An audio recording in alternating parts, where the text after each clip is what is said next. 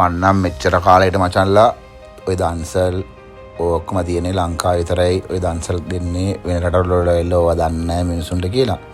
සිරාටම මම දැකලා ඇවිල්ලා පුදුම වුණා. මොකද මේ දන්සල ඇවිල්ලා මේ ෆ්‍රාන්සේ ඇවිල්ලා දන්සලක් දුන්නාද අද පොය දවසේ දන්සලක් දුන්නාද හිරිදා දන්සලක් දුන්නා ආයෙත් සුපිරිටම සුපිරි. මම දන්නේ වෙන රටවලත් ඔම දෙනවද කියලා. එහෙම දෙනවනම් අටින් කමෙන්ට් එකක් දාන්න. නිකමටත් ගිහිල්ලා පොඩ්ඩක් බැලුවා මොකද්ද දෙන්නේ කඩලා හරි මොකක් හරි සෑන්ඩ්විචස් එකක් හරිද මොකද්ද කියලා බලනකොට බියර් දන්සලක් යකෝ. බියර් දන්සලක් හැබැයි එකපාරක් පොලිමේ ඉඳලා ගානවන එක කප් එකයි.